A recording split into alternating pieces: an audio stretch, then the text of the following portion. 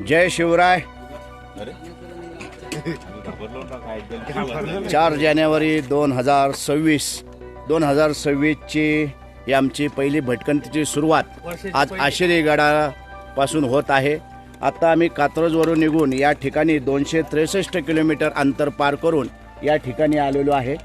हे आपल्याला समोर गाव दिसते आणि या इथं आपली मोठी गाडी या इथं आपण पार्क करू शकता। मी तुम्हाला डिस्क्रिप्शनमध्ये इथलं लोकेशन सुद्धा देणार आहे। तर आता आपली भटकंती थोड्याच वेळात चालू होते। आता 6:30 वाजलेले आहेत, अजून उजेडलेलं नाही आहे। थोड्याच वेळात आपण आपली भटकंती आता सुरू करणार आहोत। अशी आम्हाला सुरुवातीपासून खडी चढणीची वाट लागलेली आहे। सगळे वाटेवरती दगड धोंडे आहेत। जसं आपण सिंहगडला स्टार्ट करतो त्यावेळेस जशी दगडी असतात सुरुवातीला, तसंच या ठिकाणी सुरुवातीला दगड सगळे लागलेले आहेत। आणि आता बऱ्यापैकी वाट चांगली लागलेली आहे आणि आता या वाटेने आपल्या पुढचा प्रवास चालू झालेला आहे। गावातून आपण ट्रेकिंग चालू केलं होतं। साधारणतः एक अर्धा तासात आम्ही या ठिकाणी बघा आपल्याला इथं विश्रांतीसाठी आपल्याला या ठिकाणी बाकडा केलेला आहे। अतिशय मस्त अशी ही पायवाट आहे, घनदाट जंगल आहे। सागाची सगळ्यात जास्त झाडं आहेत। हे बघा, हे समोर दिसतंय या ठिकाणी सागाची खूप झाडं आहेत।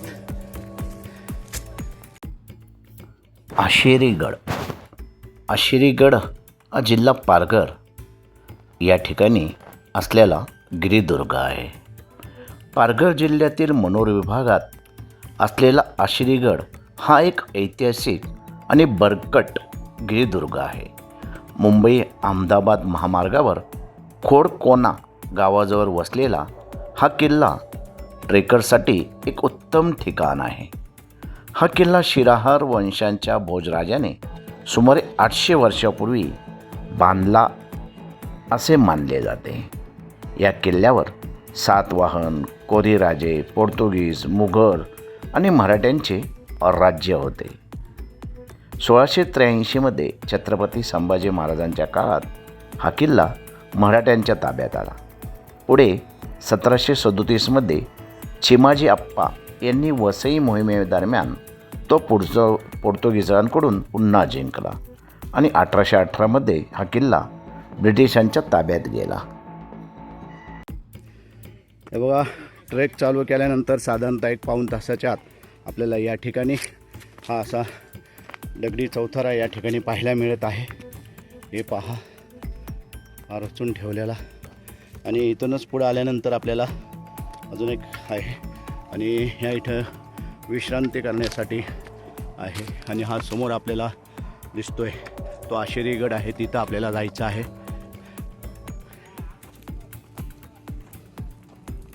4 तारीख ना। जय शिवराय।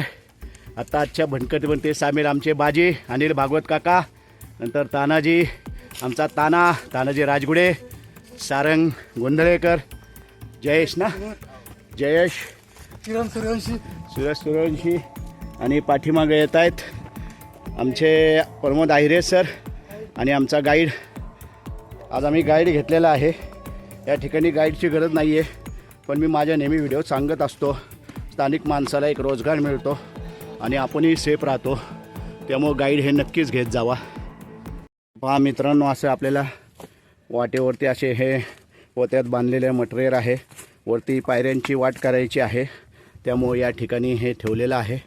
आणि हो, आता या ठिकाणी संवर्धन करणारी टीम आहे, ते या ठिकाणी करत आहेत संवर्धन। अशी ही जंगलातली वाट पूर्णपणे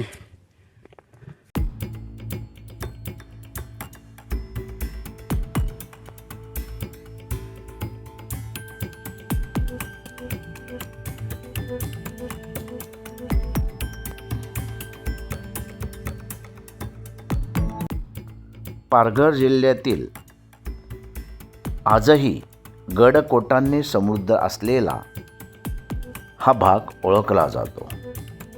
मुंबई ठाणे शहरातील बहुतेक किल्ले आज नामशेष होण्याच्या मार्गावर असताना पालघर तालुक्यातील गडकोट मात्र लहान लहान डोंगर रांगावर अजूनही आपले अस्तित्व टिकून बऱ्यापैकी अवस्थेत उभे आहेत. पालघर जिल्ह्यातील डोंगर रांगेतील आशिरीगड हा किल्ला ट्रेकरच्या दृष्टीने मध्यम समजला जातो. पालघर विभागात जे लहान मोठे किल्ले आहेत त्यांच्यात दादा असा वाटावा असा हा आशिरीगड. आकार प्रचंड असल्याने गड बुलंद वाटतो.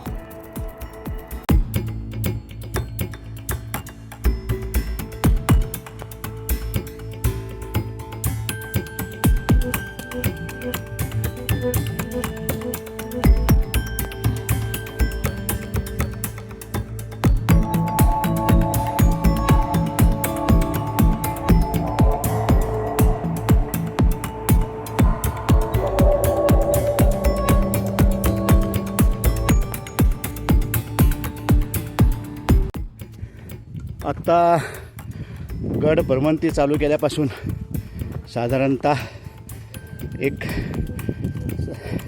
सव्वा तासात आम्ही या ठिकाणी आलेलो आहे. आपल्याला या ठिकाणी हा बोर्ड दिसतोय, हा गडाचा दुसरा टप्पा आहे.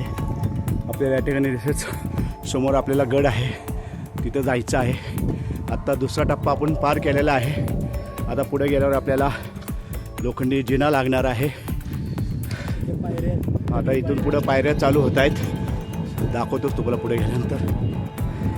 हा माणूस दिसतोय आपल्याला, हा प्रमोद आहिरे नाशिकचा. हा एक नंबरचा लबाड माणूस आहे. लोकांना सांगतो 5 मिनटं राहिले, 5 मिनटं राहिले आणि वर घेऊन जातोय. अजून बघा गड कुठं आहे. आता 1 तासभर झाला आहे. हा माणूस सांगतो 5 मिनटं 5 मिनटं. अतिशय लबाड माणूस आहे. यांच्याबरोबर माझा हा शेवटचा ट्रेक आहे. यांच्याबरोबर आजचा हा शेवटचा ट्रेक आहे यांच्याबरोबर. आम्ही पण यांना आता ब्लॉक करून टाकणार आहे. बाद झालं आता या माणसाचं, लय नाटकं झाली. पालघर तालुक्यात येणाऱ्या किल्ल्यांपैकी आशिरीगड किल्ल्याचा आकार प्रचंड असल्याने हा गड बुलंद वाटतो. किल्ल्याला आशिरगड असेही संबोधले जाते.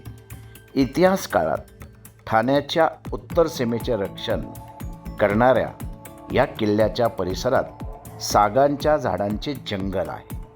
प्रामुख्याने जहाज बांधणीस उपयुक्त ठरणाऱ्या लाकडांमुळे या गडाचे इतिहास काळात फार महत्त्व होते. आशिरीगड शिलाहार वंशीय भोजराजाने बांधला असा उल्लेख आहे. त्यामुळे या गडाचे आयुर्मान साधारणतः 800 वर्ष आहे असे निघते.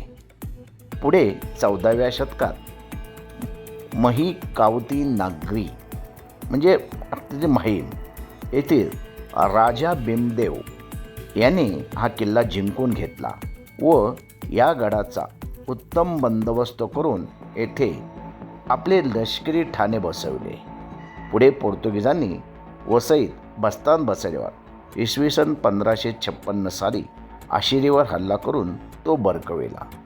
या किल्ल्याचे महत्त्व लगेच पोर्तुगीजांच्या लक्षात आले व त्यांनी या गडाच्या मजबुतीकरता अनेक नवीन बांधकामे केली.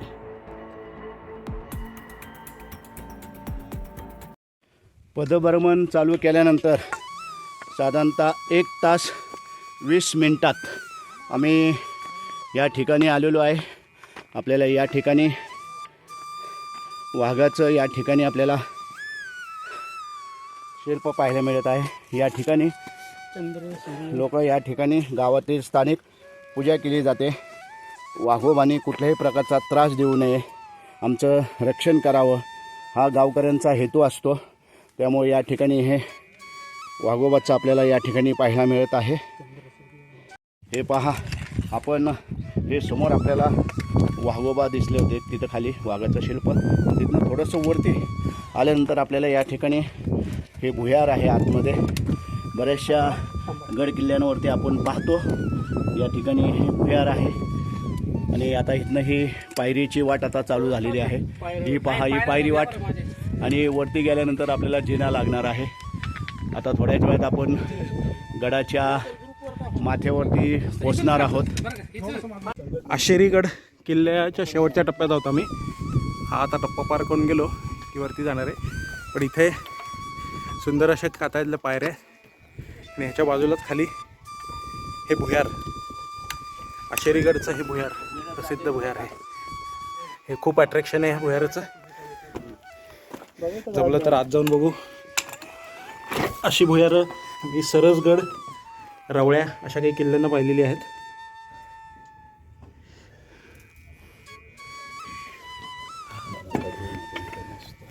या खिंडीतनं आलो आम्ही. चला, आमचे ट्रेकर्स भागवत सर, आहिरे सर जे थेट नाशिकवरून आलेले आहेत.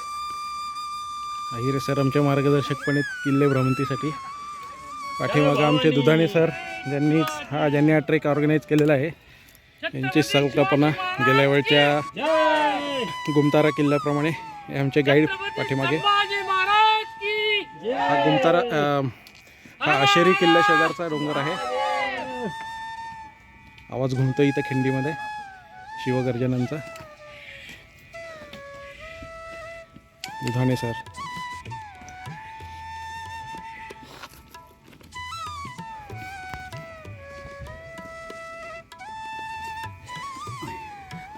ओके. पुढे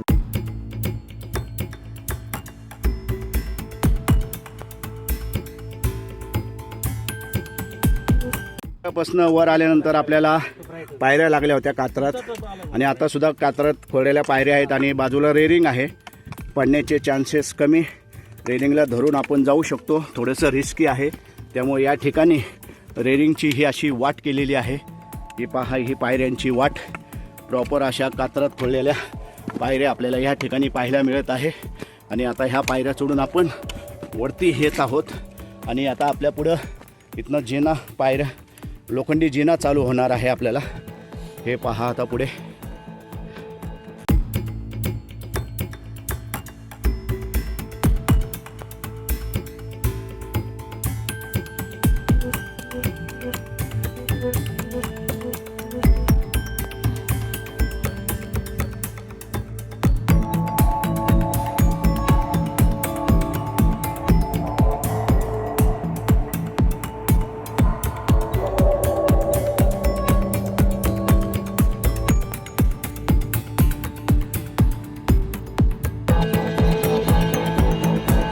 हे पहा, साधारणतः गड भ्रमंती चालू केल्यानंतर 1-1.5 तासात आम्ही या आपल्याला लोखंडी शिडीची वाट आपल्याला या ठिकाणी पाहायला मिळत आहे.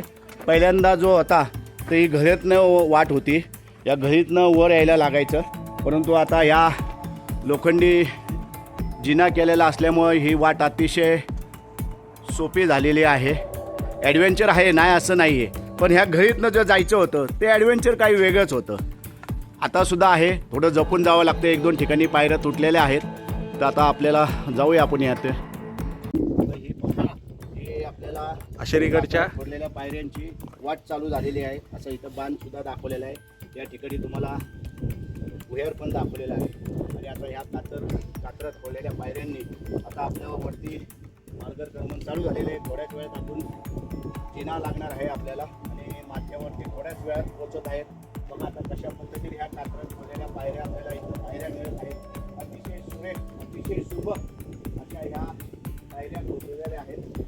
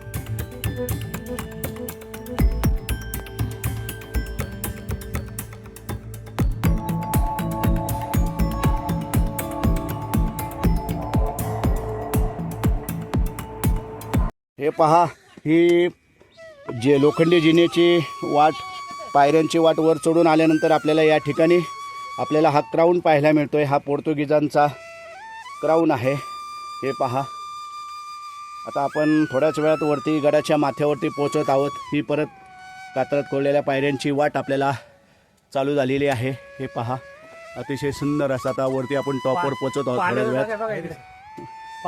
हे पहा, त्या ठिकाणी क्राऊन आहे आणि तिथनंच वरती हे आल्यानंतर या ठिकाणी एक पाण्याचं टाका आहे आपल्याला पाहायला मिळत आहे.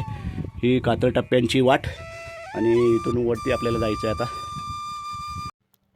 पुढे संभाजी राजांच्या कारकिर्दीत पोर्तुगीजांना धडा शिकवण्यासाठी इसवी सन 1683 साली तारापूरवर हल्ला करून बेचिराग केले. त्याचवेळी राजांनी आश्रीगड जिंकून स्वराज्यात सामील केला. पण ऑक्टोंबर 1687मध्ये हा किल्ला परत पोर्तुगीजांच्या ताब्यात आला. पुढे चिमाजी आप्पा पेशवे यांच्या वसई स्वारीच्या वेळी मराठ्यांनी पोर्तुगीजांकडून 1737च्या कोकण मोहिमेत हा गड जिंकून घेतला व परत मराठ्यांचे भगवे निशाण गडावर अभिमानाने डोलू लागले. 1818 नंतर आश्रीगड इंग्रजांच्या हाती गेला. हे पहा, या ठिकाणी आपल्याला हे क्राऊन समोर दिसत आहे आणि तिथंच पुढं पाण्याचं टाकं होतं आणि ह्या पायऱ्यांच्या वाटेने आपण वर आल्यानंतर आपल्याला या ठिकाणी गडाचं प्रवेशद्वार आपल्याला या ठिकाणी पाहायला मिळत आहे. हे पहा, गडाचं प्रवेशद्वार. हे पहा, ही पायऱ्यांची वाट, कातरात कोरलेल्या पायऱ्या आपल्याला या ठिकाणी पाहायला मिळत आहेत. आता आपण गडाच्या सर्वोच्च माथ्यावरती पोचत आहोत. हे पहा, हा समोर गडाचं प्रवेशद्वार, हा आजूबाजूचा परिसर. हे आमचे सगळे सवंगडी, आज आम्ही 14 जणांची टीम आलेलो आहे. अतिशय जबरदस्त असा हा ट्रेक झालेला आहे. आमचे गाईड लाडल्या आणि हे आमची सर्व टीम आता थोड्याच वेळात आपण गडाच्या सर्वोच्च माथ्यावरती पोचत आहोत.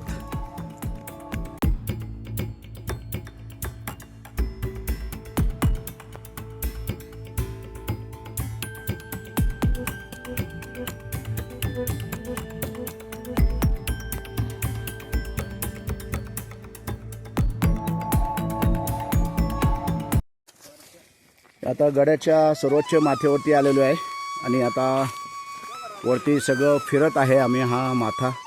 आता पुढं पाण्याच्या टाक्या आहेत, वरती तोफ आहे.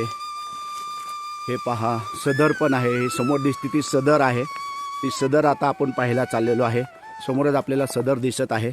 सदरचं पावित्र्य राखायचं, तिथं आतमध्ये कुठल्याही प्रकारचं गैरवर्तून करायचं नाही, तिथं बसायचं नाही सदरावरती.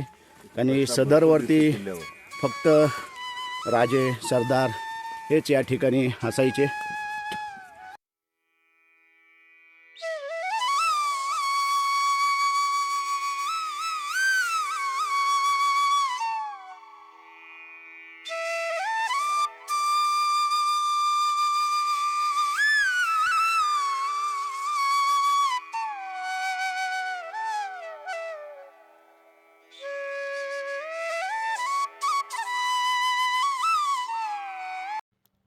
पुढे संभाजी राजांच्या कारकिर्दीत पोर्तुगीजांना धडा शिकवण्यासाठी इसवी सन 1683 साली तारापूरवर हल्ला करून बेचिराग केले. त्याचवेळी राजांनी आश्रीगड जिंकून स्वराज्यात सामील केला. पण ऑक्टोंबर 1687मध्ये हा किल्ला परत पोर्तुगीजांच्या ताब्यात आला. पुढे चिमाजी आप्पा पेशवे यांच्या वसई स्वारीच्या वेळी मराठ्यांनी पोर्तुगीजांकडून 1737च्या कोकण मोहिमेत हा गड जिंकून घेतला व परत मराठ्यांचे भगवे निशाण गडावर अभिमानाने डोलू लागले. 1818 नंतर आश्रीगड इंग्रजांच्या हाती गेला.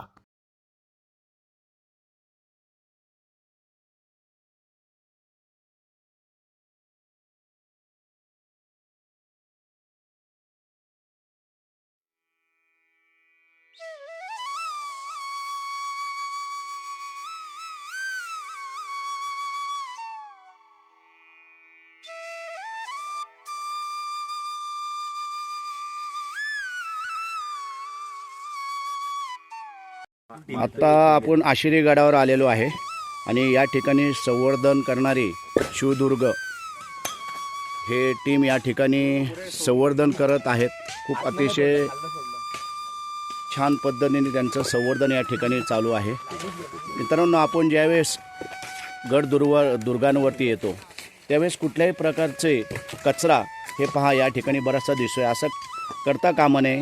ही संवर्धन करणारी टीम एवढे कष्टाने या ठिकाणी हे करत असतात. जिथं येणं आपल्याला एकट्याला सुद्धा अवघड आहे त्या ठिकाणी हा सगळा हे दिसतंय आपल्याला. हे मटेरियल सगळं त्यांनी खालून आणलेलं आहे आणि अशा पद्धतीने संवर्धन करत असतात.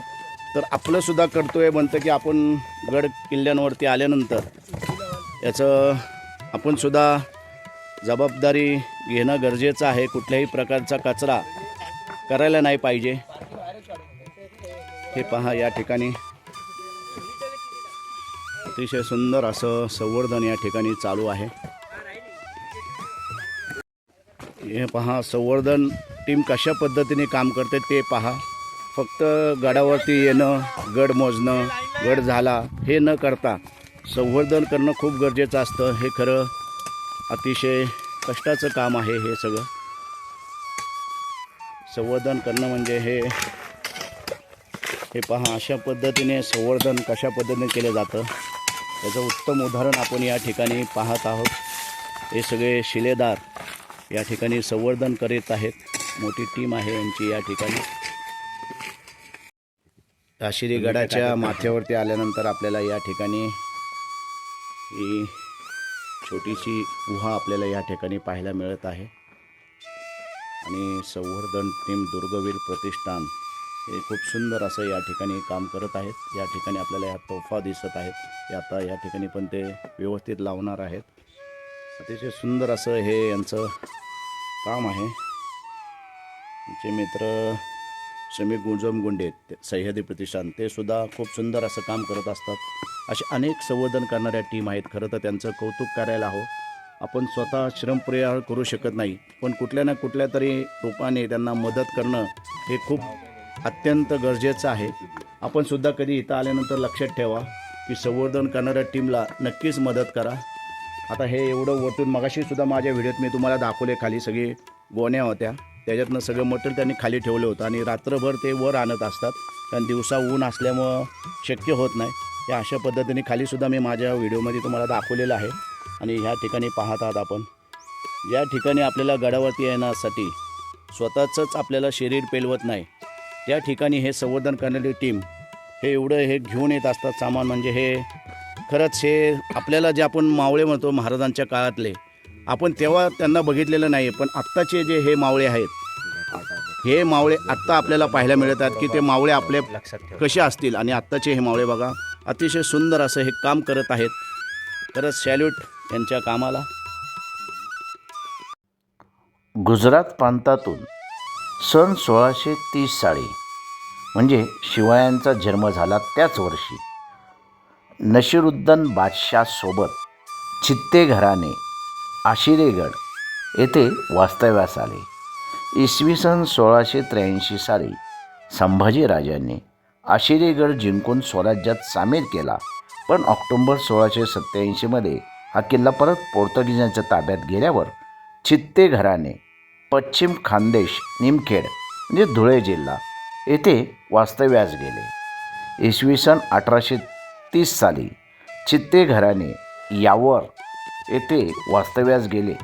तिथून इसवी सन 1901 साली चित्ते घराणे भुसावर येथे वास्तव्यास गेले.